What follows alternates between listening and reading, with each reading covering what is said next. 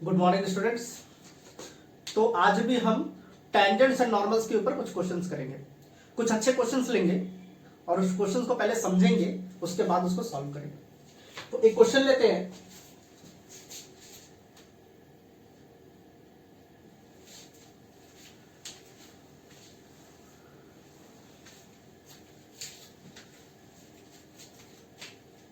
The surface area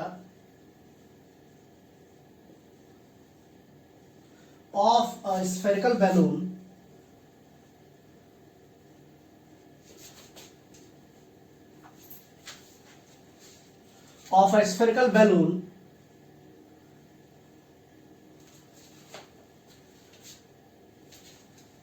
is increasing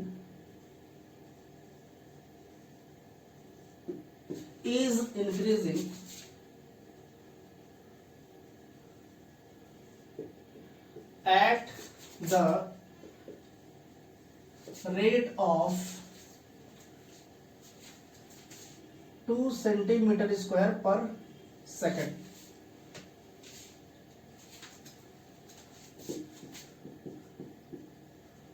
At what rate the volume of the balloon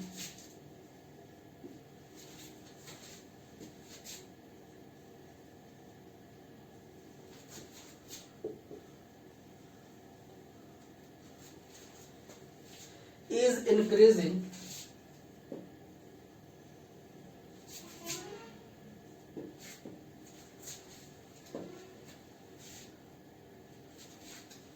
when radius of balloon is 6 centimeter.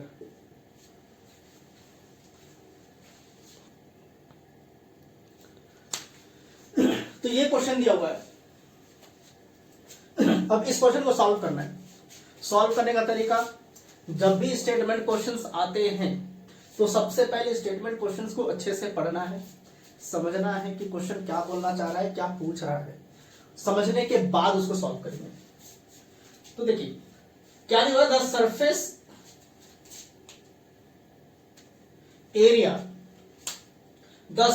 Area of a spherical balloon. एक balloon है जो spherical shape में है, जैसे football होता है। Football तो वैसे ही एक बैलून है स्फेरिकल शेप में, मतलब कि एक गोल सा है 3D। Is increasing at the rate of 2 centimetre square पर सेकेंड। अब एक बैलून है, तो बैलून अगर है गोल सा, तो उसके ऊपर वाला जो एरिया है ना, सरफेस, ये जो सरफेस है गोल सा, इस सरफेस को हम क्या कहते हैं, सरफेस एरिया। उसको हम सरफेस एरिया कहते हैं, बाहर वाला जो होता है उसको सरफेस एरिया। तो वो सरफेस एरिया क्या हो रहा है, धीरे धीरे बढ़ता जा रहा है, बढ़ रहा है सरफेस। जैसे ही बैलून फूलता जाएगा, बड़ा होता जाएगा, उसका सरफेस एरिया भी तो बढ़ रहा है, ज्यादा स्पेस ले रहा है, वो बढ़ता जा रहा है, सरफेस एरिया बढ़ता जा रहा है। तो वो एक रेट से बढ़ रहा है। उसका किस रेट से बढ़ रहा है, 2 सेंटीमीटर स्क्वायर पर सेकंड के रेट से बढ़ रहा है। 2 सेंटीमीटर स्क्वायर पर सेकंड के रेट से बढ़ रहा है। फिर को क्या बोला है, at what rate the volume of the balloon is increasing when the radius of the balloon is 6 centimetre. अब आपसे बोला है कि अगर बैलून है, उसका सरफेस एरिया इंक्रीज हो रहा है, मतलब कि वो जो कर्व सरफेस एरिया है, गोल सा जो है, वो बड़ा होता जा रहा है। अब वो बड़ा होता जाएगा तो वो जो बैलून जगह ले रहा था, जो जगह ऑक्युपाई कर रहा था, जगह ले रहा था, वो भी तो बढ़ता जा रहा है। इसका मतलब जो आपका बैलून है उसका वॉल्यूम भी बढ़ता चला जा रहा है। तो अगर आपसे बोला है सरफेस एरिया इस रेट से बढ़ रहा है, तो वॉल्यूम क्या होगा, at what rate the volume of the balloon is increasing. तो वॉल्यूम भी तो इंक्रीज कर रहा है। तो वॉल्यूम किस रेट से इंक्रीज करेगा, जब रेडियस उस बैलून का 6 सेंटीमीटर है, तो उस समय जो आपका वॉल्यूम है वो किस रेट से बढ़ रहा होगा, ये आपसे पूछा है। तो सबसे पहला काम, मान लेंगे हम लेट V, या कैपिटल वी मान सकते हैं। V क्या क्या दे रखा है, the surface area of the spherical, radius दे रखा है V, R एंड और क्या दे रखा है surface area, and S be the volume area.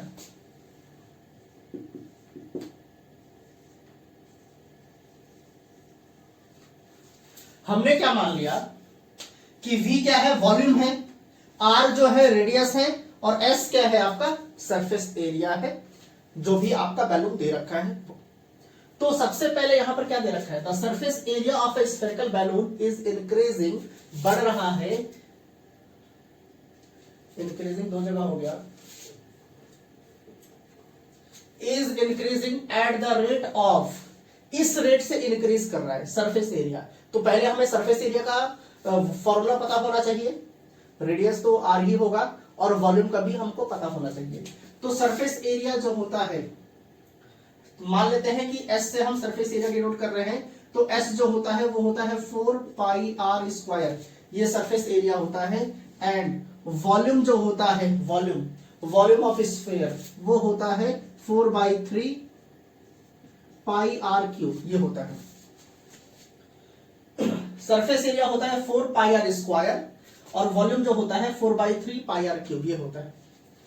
ये तो सरफेस एरिया का फॉर्मूला है 4 पाई आर स्क्वायर, और वॉल्यूम का जो फॉर्मूला होता है वो तो 4/3 पाई आर क्यूब, ये वॉल्यूम का होता है और ये सरफेस एरिया का होता है। अब सरफेस एरिया जो आपका दे रखा है, surface area of A spherical balloon is increasing, बढ़ रहा है, at the rate of 2 centimetre square पर सेकेंड, मतलब टाइम के रेस्पेक्ट में दे रखा है। जो सरफेस एरिया है, जो बैलून था, वो बढ़ रहा है, किसके रेस्पेक्ट में बढ़ रहा है, जैसे जैसे टाइम बढ़ेगा, जैसे जैसे टाइम गुजरेगा, वो बैलून का सरफेस एरिया बड़ा होता जाएगा, मतलब कि टाइम के रेस्पेक्ट में। तो सरफेस एरिया का रेट दे रखा है, सरफेस एरिया का rate with respect to time, इसका मतलब सरफेस एरिया तो यही होता है 4 पाई आर स्क्वायर। तो मेरे को यहां पर क्या पता करना है, सरफेस एरिया का रेट पता करना है विथ रेस्पेक्ट टू टाइम। इसका मतलब मेरे को सरफेस एरिया को टाइम के रेस्पेक्ट में डिफरेंशिएट करना है। तो अगर मैं इसको टाइम के रेस्पेक्ट में डिफरेंशिएट करता हूं, differentiating with respect to time, time के रेस्पेक्ट में, क्योंकि टाइम के रेस्पेक्ट में दे रखा है, तो टाइम के रेस्पेक्ट में करेंगे, तो ये हो जाएगा ds/dt इज इक्वल टू, ये 2 इधर आकर मल्टीप्लाई हो जाएगा 8 पाई आर, आर के पावर में 1 कम हो गया, तो 8 पाई आर हो गया। अभी हमने पावर को सिर्फ डिफरेंशिएट किया है, आर को भी डिफरेंशिएट करना बाकी है टी के रेस्पेक्ट में, तो ये हो जाएगा dr/dt, ये हो जाएगा, ये आपका हो गया rate, surface area, rate of change of surface area with respect to time जी।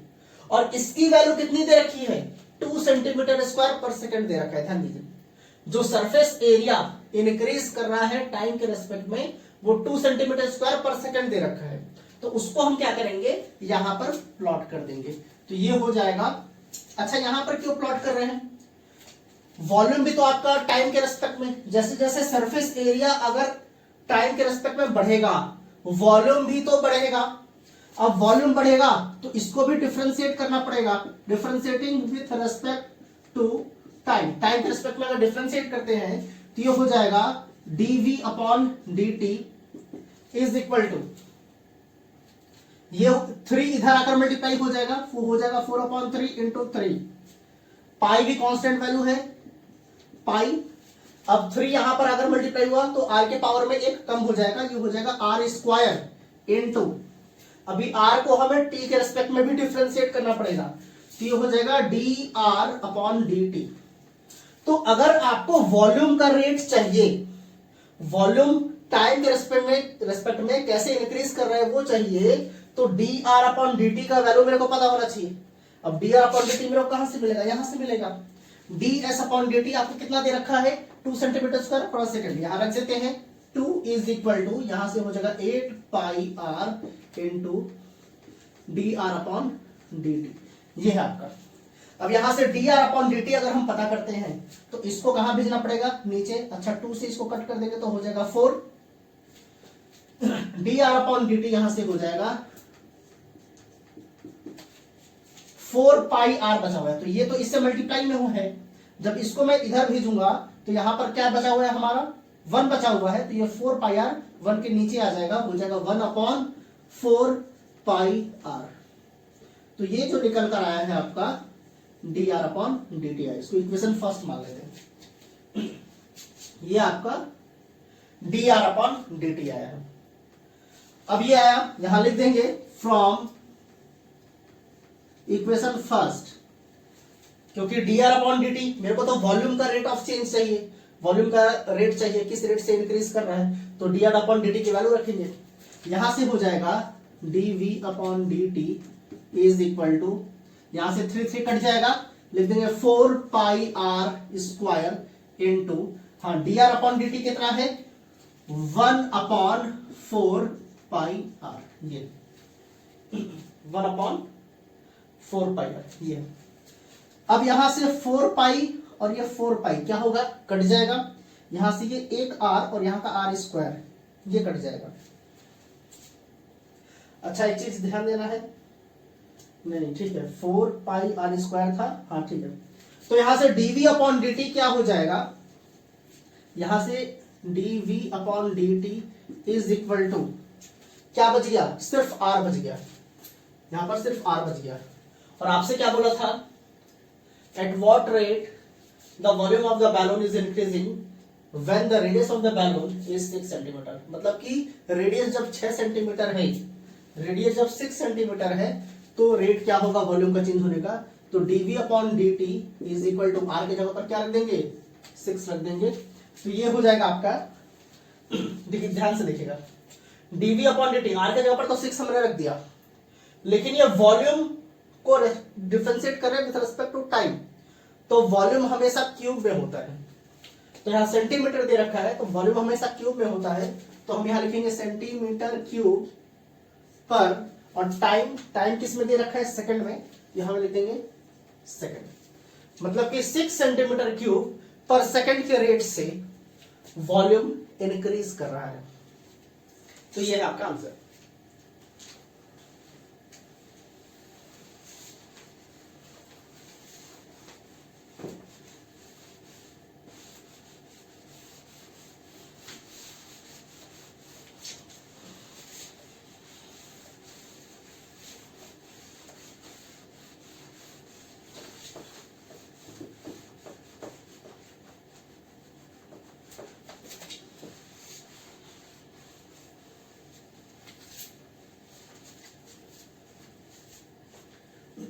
एक क्वेश्चन और लेते हैं।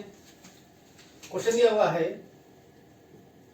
If each side of an equilateral triangle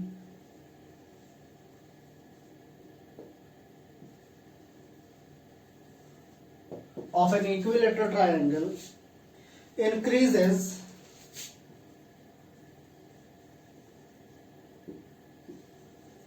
at the rate of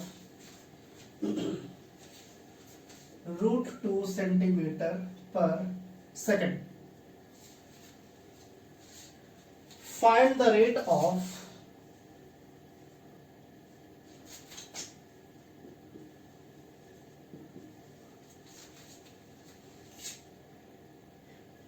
increase of its area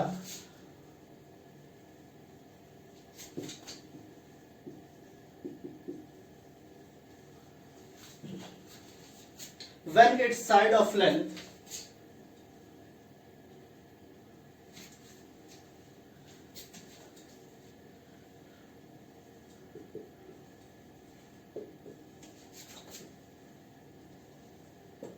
of length 3 centimetre. ये दे रखा है, तो सबसे पहले क्या करना है, क्वेश्चन को समझना है। If each side of an equilateral triangle, अब इक्विलेटरल ट्रायंगल क्या होता है, एक ऐसा ट्रायंगल जिसके तीनों साइड क्या होते हैं, बराबर होते हैं। तो अगर मैं कोई ट्रायंगल लेता हूं जिसके तीनों साइड, जैसे ये ए बी सी है, अगर ये ए है तो ये भी ए होगा और ये भी होगा। तीनों साइड क्या होंगे, तीनों साइड बराबर होते हैं, और तीनों साइड बराबर होंगे तो तीनों एंगल्स भी बराबर होते हैं। तो ये क्या है, इक्विलेटरल ट्रायंगल है। तो वही दे रखा है, if each side of an equilateral triangle increases at the rate of 2 centimetre पर सेकेंड। मतलब कि जो साइड है, ये जो तीनों साइड है ये इंक्रीज कर रहे हैं, बढ़ रहे हैं, बड़े होते जा रहे हैं। अब बड़े होते जा रहे हैं तो उसका कोई ना कोई रेट होगा, किस रेट से बढ़ रहे हैं भाई, ज्यादा तेजी से, कम तेजी से, कोई एक फिक्स रेट होगा। तो वो √2 सेंटीमीटर पर सेकेंड के रेट से बढ़ रहे हैं। तो आपसे बोला है find the rate of increase of its area when it's side of length 3 centimetre. मतलब कि अगर इसका साइड बढ़ता चला जा रहा है, बढ़ रहा है, तो ट्रायंगल तो बड़ा होता चला जाएगा। तो अगर ट्रायंगल बड़ा होता जा रहा है तो अभी ट्रायंगल छोटा है, जैसे ही इसका साइड बड़ा होगा ट्रायंगल भी बड़ा हो जाएगा। अब ट्रायंगल बड़ा हो रहा है तो उसका एरिया भी बढ़ेगा, उसको ज्यादा एरिया चाहिए, ज्यादा एरिया होता जाएगा जैसे जैसे बड़ा होगा। तो अगर साइड इस रेट से बढ़ रहा है, इक्विलेटरल ट्रायंगल है, इसका साइड इस रेट से बढ़ रहा है, तो उसका एरिया जो होगा, एरिया किस रेट से बढ़ेगा वो आपको पता करना है। जब लेंथ 3 सेंटीमीटर है उस समय में एरिया किस रेट से बढ़ रहा होगा ये आपको पता करना है। तो सबसे पहले जो भी दे रखा है यहां पर मान लेते हैं, यहां पर ले लेते हैं लेट, सबसे पहले तो हमें लेंथ लेना पड़ेगा। Let a and capital a b, मान लेते स्मॉल ए जो है वो लेंथ है और कैपिटल ए जो है एरिया है। ए and capital a be the length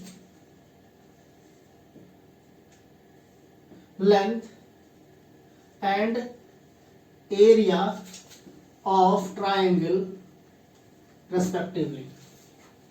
मतलब कि स्मॉल ए जो है वो लेंथ है और कैपिटल ए जो उसको हमने क्या मान लिया, ट्रायंगल का एरिया मान लिया।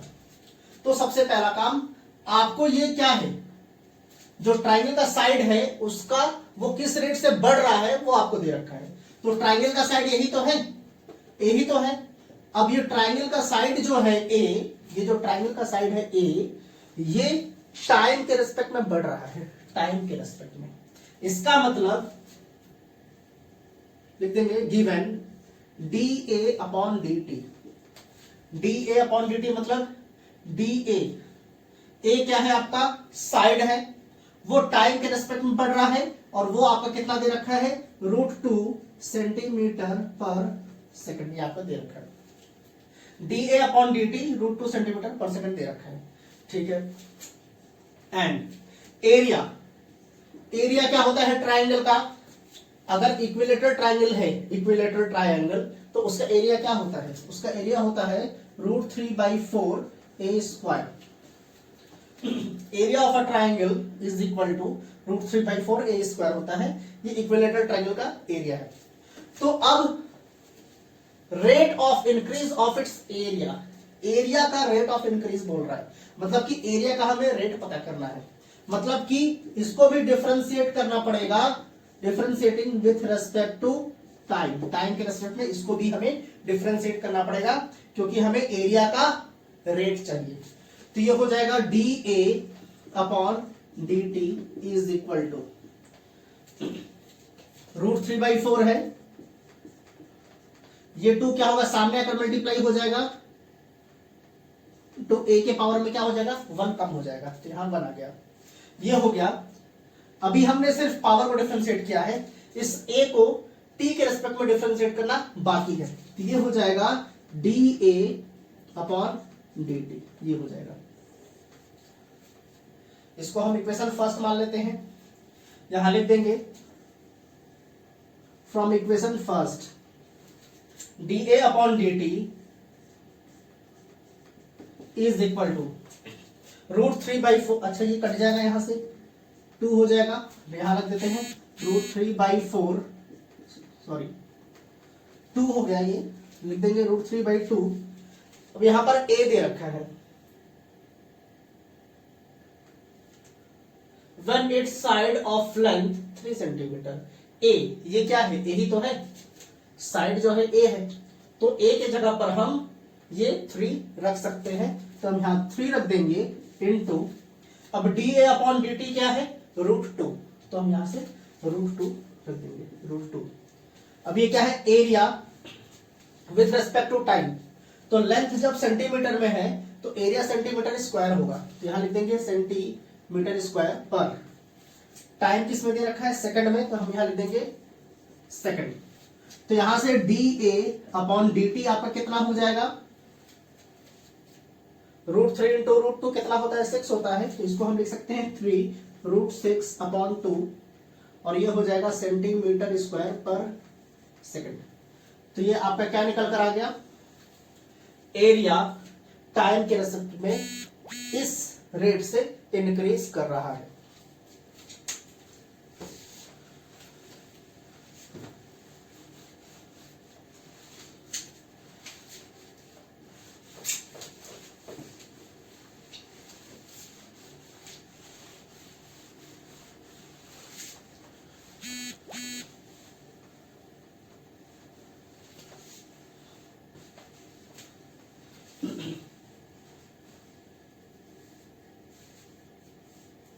एक और क्वेश्चन लेते हैं, एक क्वेश्चन दिया है, the edge of a cube is decreasing, the edge of a cube is decreasing at the rate of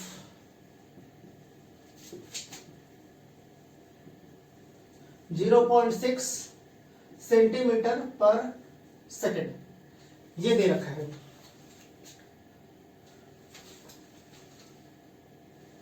find the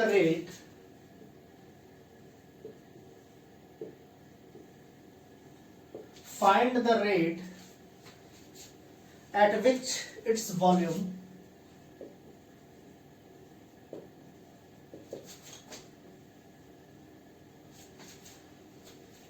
is decreasing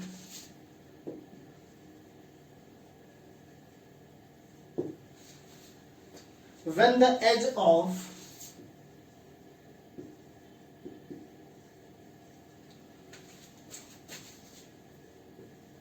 the cube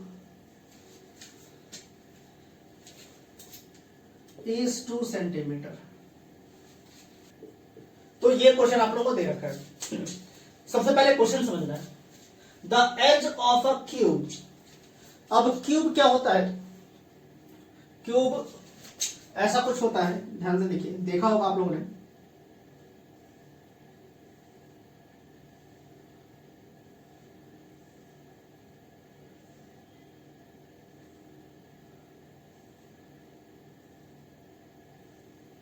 ये आपका क्या है, क्यूब है।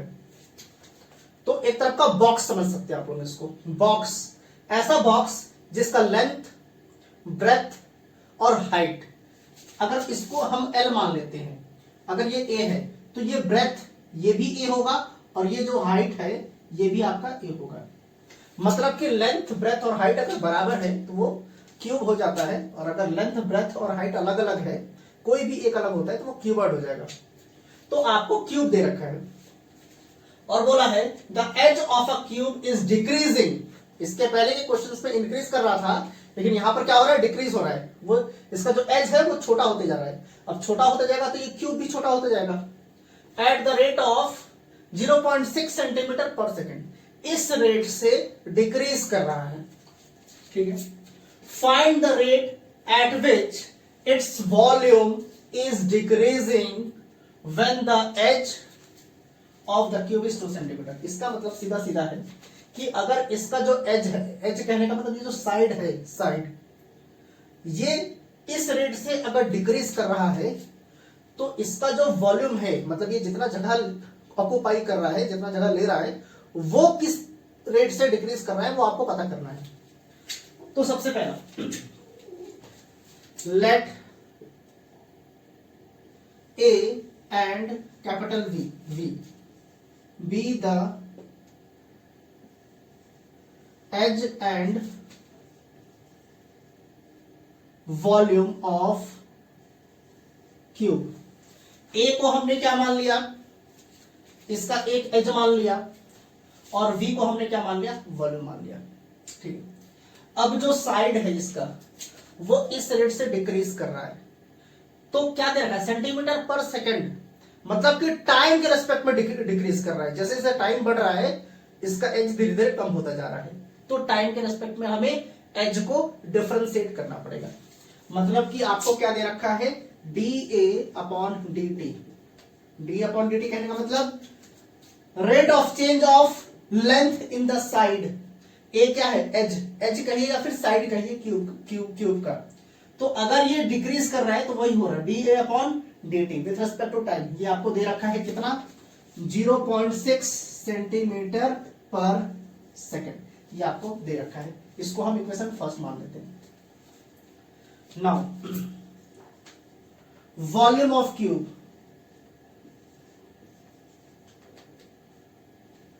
Volume of cube V is equal to, volume of cube क्या होता है, length into width into height, या फिर कह सकते हैं length into breadth into height, मतलब कि ए क्यूब होता है, ए क्यूब ये होता है।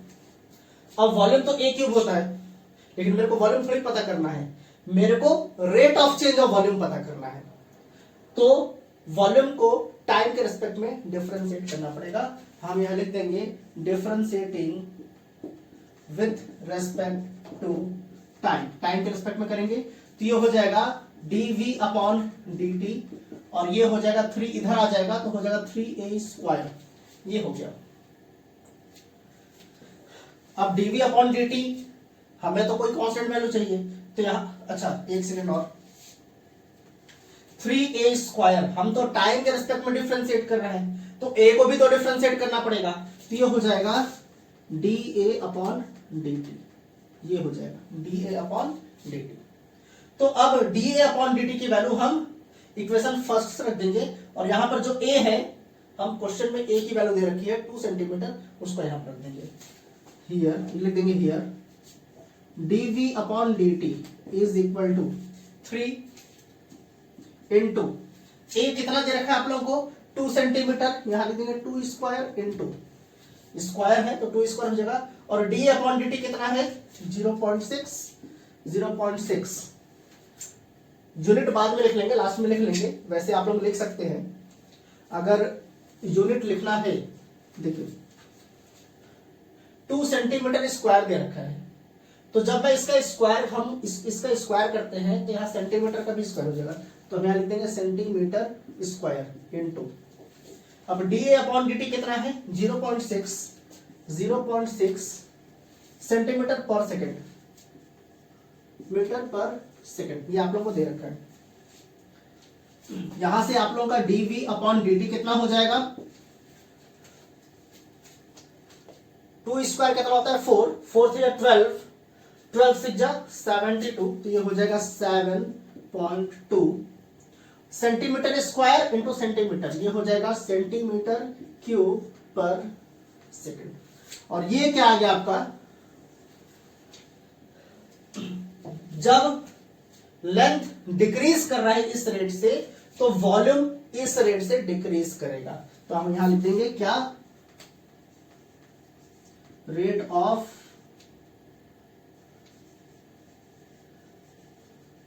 डिक्रीजिंग वॉल्यूम, ये लिख देंगे। जो हमारा वॉल्यूम है वो इस रेट से डिक्रीज करेगा।